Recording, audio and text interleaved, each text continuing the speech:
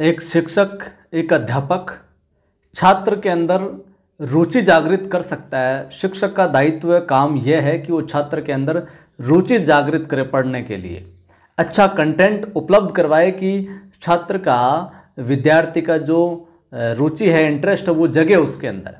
लेकिन अंततः अच्छा कंटेंट देने के बाद, उसके अंदर रुचि उत्पन्न करने के बाद अंततः पढ़ना, याद करना, अध्ययन करना, वो सारा का सारा काम, सारी की सारी चीज़ें डिपेंड किस पर करती है? विद्यार्थी के ऊपर। अगर विद्यार्थी अच्छे से उस अपने दायित्व को निभाता है, शिक्षक ने अपना दायित्व अच्छे से निभा दिया, विद्यार्थी अपने दायित्व को अच्छे से निभाता है, तभी है जो सफल हो पाता है। नमस्कार, जय हिंद। स्वागत करता हूं आप तमाम साथियों का नव सृजन क्लासेस के ऊपर। ये अपनी मार्च करंट अफेयर्स का तीसरा वीडियो है। हम डेली करंट अफेयर्स वाले सिस्टम पे नहीं चल रहे, हम वो करंट अफेयर्स करवा रहे हैं आपको जो परीक्षा के अंदर वाकई है, जो पूछा जा सकता है और आने वाले जो सवाल हैं। मेरा टारगेट है जनवरी 2023 से आगामी फरवरी, अभी मार्च, अप्रैल, मई, जून, आगे जितनी भी महीने होने वाले हैं, जितना भी उनका कंटेंट बनने वाला है, जितनी परीक्षाएं आयोजित होने वाली है, सब में जनवरी से पूछा जाएगा। तो जनवरी से जो जो फैक्ट है वो सारे आपको नियमित रूप से जो मैं करवाता चलूँ।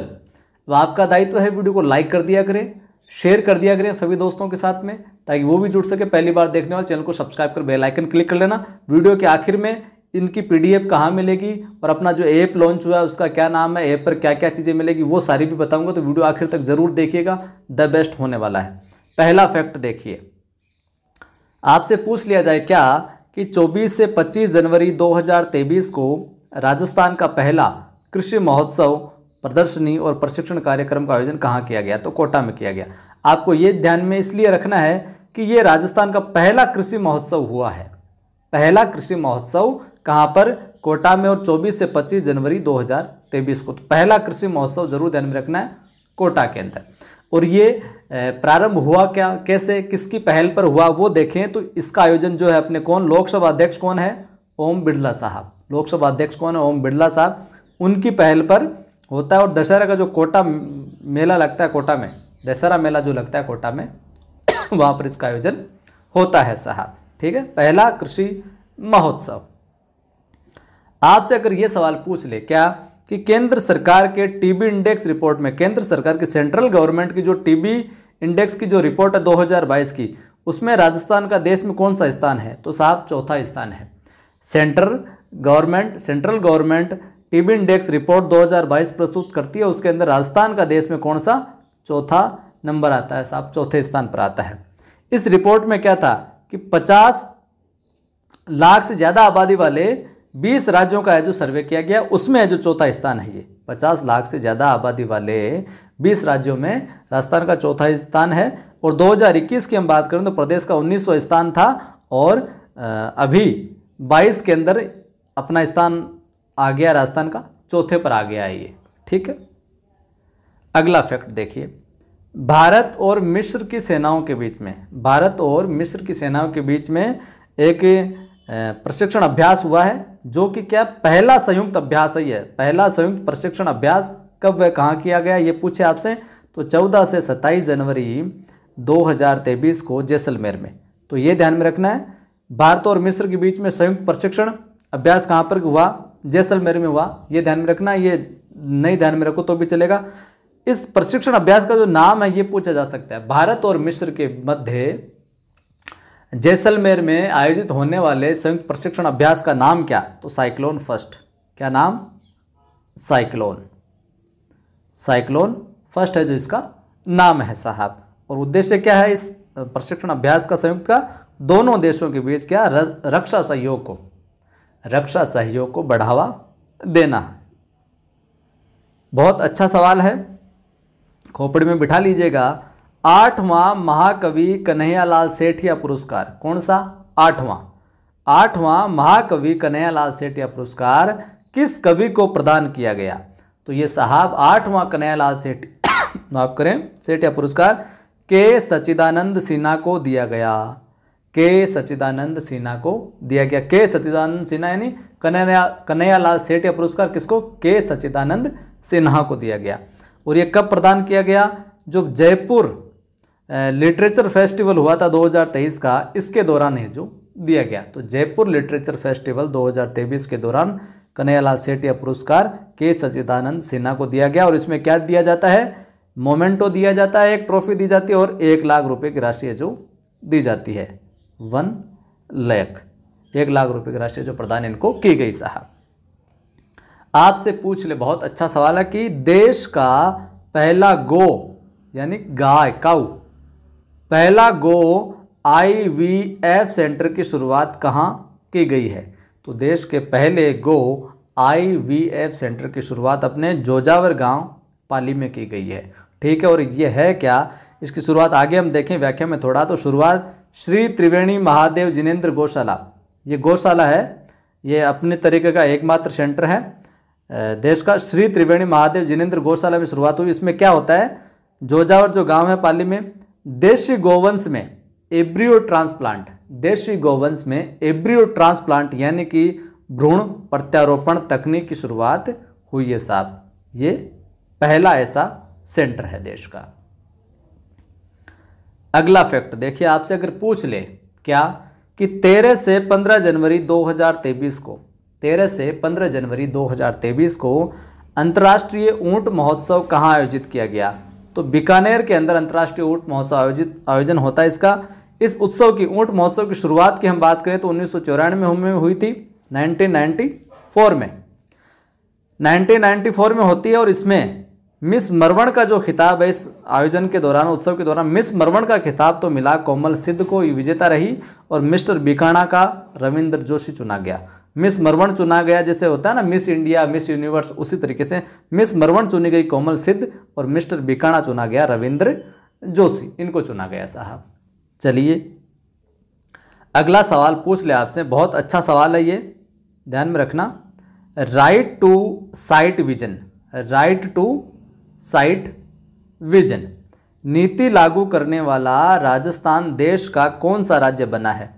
तो ये नीति लागू करने वाला राजस्थान देश का पहला राज्य बना है। और ये अपनी क्लास रोज़ सुबह 5 AM के ऊपर, आज क्लास नहीं डली थी, मतलब कल क्लास नहीं डली थी, कुछ टेक्निकल कारण समझ लो, कुछ प्राकृतिक कारण समझ लो, सारे कारण कल एक साथ हो गए थे।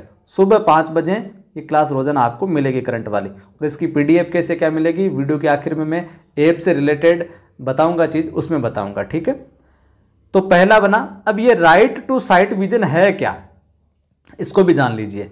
यह अंधता नियंत्रण नीति है एक, मतलब जो राइट टू साइट, जो आंखों की दृष्टि, साइट विजन जो होता है लोगों को, जो अंधे होते रहते हैं लोग, उनकी जो दृष्टि है, अंधता, अंधेपन का जो शिकार हो रहे लोग, उसको नियंत्रण करने की नीति है ये राइट टू साइट विजन। अंधेपन को कंट्रोल में लाने की ये क्या है, एक नीति बनाई गई एक प्रकार से।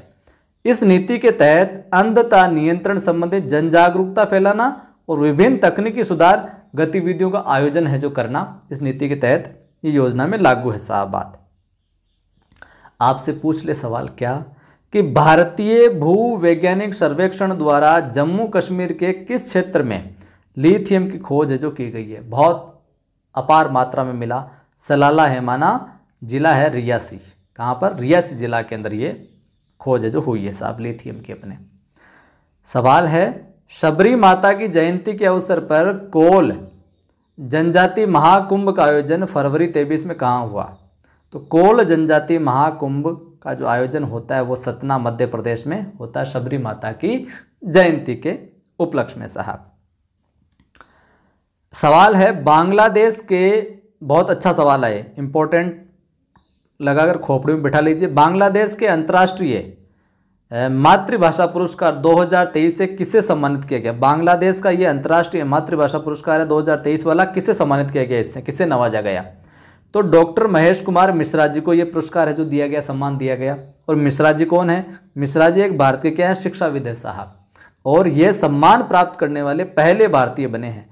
जो महेश कुमार मिश्रा जी ये पहले भारतीय बने हैं, कौन सा पुरस्कार? बांग्लादेश के अंतर्राष्ट्रीय मातृभाषा पुरस्कार प्राप्त करने वाले 2023 का महेश कुमार साहब को दिया गया।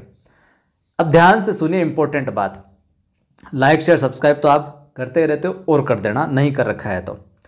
अपना जो ऐप है गूगल प्ले स्टोर के ऊपर जाओगे, प्ले स्टोर पर जाओगे तो नव सृजन क्लासेज नाम से अपना आपको एप्लीकेशन मिल जाएगा।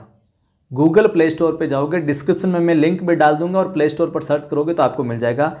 नव सृजन क्लासेज नाम से आपको सर्च करना है और ये लोगो आपको दिखेगा, नव सृजन क्लासेज वाला यही लोगो आपको दिखेगा प्ले स्टोर पर।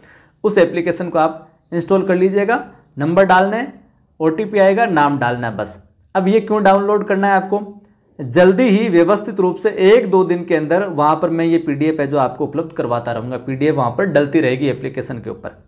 एप्लीकेशन के ऊपर ही ग्रेड 1 हो चाहे ग्रेड 2 हो, इनकी जो है हिंदी की और GK की टारगेट बैच है जो वहाँ पर मैं लॉन्च करूँगा। टारगेट बैच, अब आप पूछोगे गुरुजी टारगेट बैच में और का डिटेल से और जानकारी अलग वीडियो में दे दूँगा। टारगेट बैच में थोड़ा सा मैं बता दूँ आपको, टॉपिक वाइज आपको टेस्ट करवाए जाएंगे, शेड्यूल दिया जाएगा कि इतने दिनों में आपको इतना टॉपिक तैयार करना है, वो टॉपिक आपको तैयार हो जाएगा। फिर उसके बाद में टेस्ट होगा, फिर आगे की पढ़ाई करनी, फिर आपका टेस्ट होगा, फिर आगे की पढ़ाई करनी, फिर आपका टेस्ट होगा। यानी कि याद करना आपको है, पढ़ना आपको है, लेकिन मेरे साथ टारगेट बैच में आप जुड़ोगे तो आपकी पढ़ने की क्या है आदत डल जाएगी ज़बरदस्त। और जब पढ़ने की आदत डल जाती है, चीज़ें समय से पूरी होने लगती है। 3-3.5 महीने में अपना कोर्स जो कंप्लीट करेंगे कोशिश हो ही जाएगा। फिर रिवीजन, फिर रिवीजन, फिर रिवीजन, तो आपका जो चयन है वो सुनिश्चितता की ओर है जो आगे बढ़ेगा। आप जो स्वयं है उस सिलेक्शन की ओर है जो आगे बढ़ेंगे। इस प्रकार से टारगेट बैच चलेगा। तो प्ले स्टोर में जाना, आप नवसृजन क्लासेज NAVSRIJANCLASSES ये डालना, ये लोगो मिलेगा, इंस्टॉल कर लें। जल्दी आपको PDF वगैरह उपलब्ध होने लगेगी। कैसे क्या टेस्ट सीरीज चलेगी और बिल्कुल मार्केट में जो प्राइस है टेस्ट सीरीज वगैरह की, कोर्स वगैरह की, मेरा प्रयास उससे आपको थोड़े से कम शुल्क में मैं उपलब्ध करवाऊँ ताकि आपके भी ज़्यादा भार नहीं पड़े और समाज के अंदर कुछ नया सृजन हो सके, नव सृजन हो सके, ज़रूरतमंद साथियों की मदद हो सके, ये मेरा प्रयास है। तो ऐप देख लिया अपना, ये नव सृजन क्लासेज नाम से यूट्यूब चैनल है, सब्सक्राइब कर लो नहीं किया तो। दूसरा जो हिंदी का है कवि आदि गणेश नाम से यूट्यूब चैनल है, उसको भी सब्सक्राइब कर लो। वहाँ पर भी फ्री कंटेंट मिलेगा, यहाँ पर टेस्ट सीरीज मिलेगी। इसका मतलब ये नहीं कि यूट्यूब पर क्लासेज अपनी नहीं चलेगी, क्लासेज नियमित रूप से डलने प्रारंभ हो जाएगी। टेलीग्राम भी है अपना, कवि आदि गणेश हिंदी नाम से टेलीग्राम है एक, तो आदि गणेश हिंदी, और एक दूसरा नव सृजन क्लासेज नाम से भी अपना टेलीग्राम है। तो नव सृजन क्लासेज नाम से टेलीग्राम है, नव सृजन क्लासेज नाम से ऐप है। लाइक कर दें, शेयर कर दें, पहली बार देख रहे हैं सब्सक्राइब कर बेल आइकन क्लिक कर लें। जुड़े रहें, जोड़ते रहें। जय हिंद, फिर मिलता है।